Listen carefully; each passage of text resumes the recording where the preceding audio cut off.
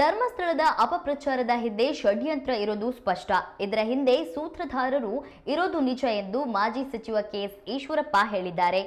ಚಿನ್ನಯ್ಯ ಹಗಲು ಹೊತ್ತು ಎಸ್ಐಟಿ ಜೊತೆ ಗುಂಡಿ ತೆಗೆತ ರಾತ್ರಿ ಹೊತ್ತು ಸೂತ್ರಧಾರಿಗಳ ಜೊತೆ ಸಂಚು ರೂಪಿಸ್ತಾ ಇದ್ರು. ಮಹೇಶ್ ತಿಮರೋಡಿ, ಗಿರೀಶ್ ಮಟ್ಟಣ್ಣನವರ್, ಎಂಡಿ ಸಮೀರ್ ಸೇರಿದಂತೆ ಎಲ್ಲರನ್ನೂ ಅಧಿಕೃತವಾಗಿ ಬಂಧಿಸಬೇಕು. ಅವರಿಂದ ಏನೇನು ತಪ್ಪುಗಳು ಆಗಿದೆ ಇಲ್ವೋ ಇವೆಲ್ಲವನ್ನೂ ಕೂಡ ಬೆಳಕಿಗೆ ಬರಬೇಕು. ಬುರುಡೆ ಗ್ಯಾಂಗ್ನವರು ಬುರುಡೆಯನ್ನ ದೆಹಲಿಯ ತನಕ ತೆಗೆದುಕೊಂಡು ಹೋಗಿದ್ದಾರೆ. ಎಂಡಿ ಸಮೀರ್, ಎಸ್ಡಿಪಿಐಗೂ ಏನು ಸಂಬಂಧ ಎಂದು ಮಾಜಿ ಸಚಿವ ಕೆಎಸ್ ಈಶ್ವರಪ್ಪ ಪ್ರಶ್ನೆ ಮಾಡಿದ್ದಾರೆ. ಮುಸ್ಲಿಂ ಪುಣ್ಯಕ್ಷೇತ್ರದಲ್ಲಿ ಈ ರೀತಿ ಷಡ್ಯಂತ್ರ ನಡೆಸಿ ಅಲ್ಲಿಯ ಮೌಲ್ಯವೋ ಅತ್ಯಾಚಾರ ಕೇಳಿದ್ರೆ ದಂಗೆ ಎದ್ದು ಹೋಗೋದು ಎಂದು ಅವರು ಹೇಳಿದ್ರು. ಎಸ್ಐಟಿ ರಚನೆಗೆ ಯಾರು ಕಾರಣ ಅನ್ನೋದನ್ನ ಸರ್ಕಾರವೇ ಉತ್ತರ ಕೊಡಬೇಕು ಎಂದು ಅವರು ಪ್ರಶ್ನೆ ಮಾಡಿದ್ರು. ಧರ್ಮಸ್ಥಳ ಅಪವಿತ್ರ ಆಯಿತು ಎಂದು ಕೆಎಸ್ ಈಶ್ವರಪ್ಪ ದೆಹಲಿಯವರೆಗೂ ಬುರುಡೆ ಹೋಗಿದೆ. ಹೀಗಾಗಿ ಈ ತನಿಖೆಯನ್ನ ಎನ್ಐಎಗೆ ಒಪ್ಪಿಸಬೇಕು ಎಂದು ಒತ್ತಾಯಿಸಿದರು. ಸಾಕಷ್ಟು ಅನುಮಾನಗಳು ಕೂಡ ಇವತ್ತು ತೀರೋಗಿದ್ದಾವೆ. ಸುಜಾತಾ ಭಟ್, ಚಿನ್ನಯ್ಯ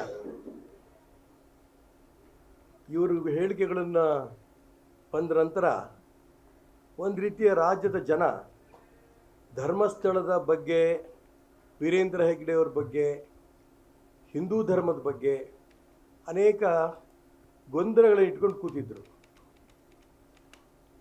ಯಾವಾಗ ಸುಜಾತಾ ಭಟ್, ಚಿನ್ನಯ್ಯ ಅವರು ಯಾರೋ ನಮ್ಗೆ ಹೇಳಿಕೊಟ್ಟಿದ್ದನ್ನು ನಾವು ಹೇಳಿದ್ವಿ ಅಂದ ತಕ್ಷಣ ಅನೇಕ ಸಮಸ್ಯೆಗಳು ಇವತ್ತು ಪರಿಹಾರ ಆಗಿದೆ. ಇದ್ರ ಹಿಂದೆ ಒಂದು ಷಡ್ಯಂತ್ರ ಅಂತೂ ಇದೆ ಅನ್ನೋದು ತುಂಬ ಸ್ಪಷ್ಟ. ಇದರಲ್ಲಿ ಅವ್ರುಗಳೇ ಹೇಳಿರೋ ಪ್ರಕಾರ ನಾವು ಕೇವಲ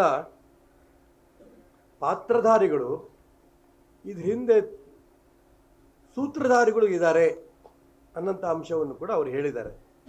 ಈ ಜೊತೆಗೆ ಚಿನ್ನಯ್ಯ ಪ್ರತಿದಿನ ಎಸ್ಐಟಿಯ ತನಿಖೆಗೆ ಹೋಗೋಂಥ ಸಂದರ್ಭದಲ್ಲಿ, ಗುಂಡಿಗಳು ತೆಗಿತಾ ಇರೋಂಥ ಸಂದರ್ಭದಲ್ಲಿ ಅವ್ರು ಈ ಗುಂಡಿ ತೆಗೀರಿ ಅಂತ ಅಂದ್ಕೊಂಡು ಏನೂ ಕಲ್ಪನೆ ಇಲ್ಲದೇ ಗುಂಡಿಗಳು ತೆಗೆಸ್ತಾ ಹೋದರು.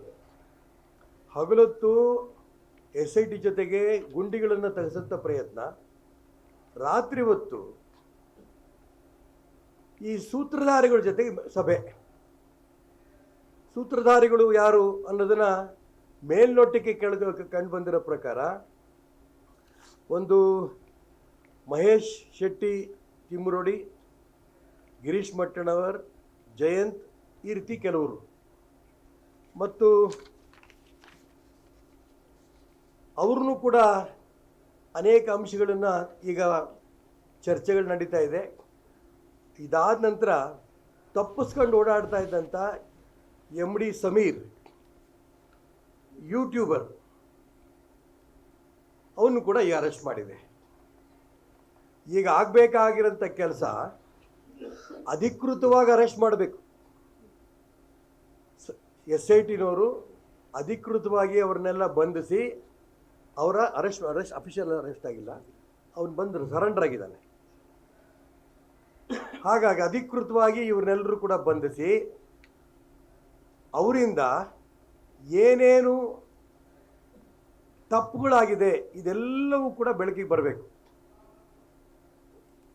ಜೊತೆಗೆ ಈಗಾಗಲೇ ಷಡ್ಯಂತ್ರ ನಡೆದಂಥ ಅಂಶಗಳನ್ನು ಕೂಡ ಮೊನ್ನೆ ದಿನೇಶ್ ಗುಂಡೂರಾಯರು, DK ಶಿವಕುಮಾರು ಷಡ್ಯಂತ್ರ ನಡೆದಿದೆ ಅನ್ನೋಂಥ ಅಂಶಗಳು ಕೂಡ ಅವರು ಪ್ರಸ್ತಾಪವನ್ನು ಈಗಾಗಲೇ ಮಾಡಿದ್ದಾರೆ.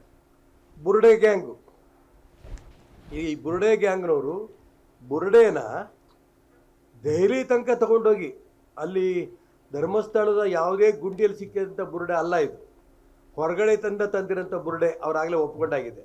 ಆ ಬುರುಡೆನ ದೆಹಲಿ ತನಕ ತಗೊಂಡೋಗಿ ಅಲ್ಲಿ ಯಾವ ನಾಯಕರುಗಳನ್ನು ಭೇಟಿ ಮಾಡಿ, ಯಾವ್ಯಾವ ಧರ್ಮ ವಿರೋಧಿ ಸಂಸ್ಥೆಗಳ ಜೊತೆ ಭೇಟಿ ಮಾಡಿ, ಒಟ್ಟಾರೆ ಆ ಚಿನ್ನಯ್ಯ ಹೇಳಿದ ಪ್ರಕಾರ ಅದು ಕೂಡ ಈಗ ಬೆಳಕಿಗೆ ಬಂದಿದೆ.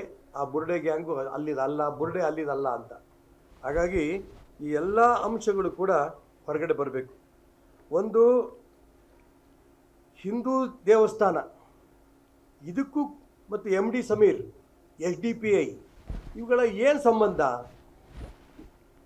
ಇವರೆಲ್ಲರೂ ಕೂಡ ಧರ್ಮವನ್ನು ನಾಶ ಮಾಡೋದಕ್ಕೆ, ಧರ್ಮಸ್ಥಳವನ್ನು ಕೆಟ್ಟ ಹೆಸರು ತರೋದಕ್ಕೆ, ವೀರೇಂದ್ರ ಹೆಗ್ಡೆ ಅವರಿಗೆ ಕೆಟ್ಟ ಹೆಸರು ತರಕ್ಕೆ ಮಾಡಿದಂಥ ಷಡ್ಯಂತ್ರ ಈಗಾಗಲೇ ಸ್ಪಷ್ಟ ಆಗೋಗಿದೆ.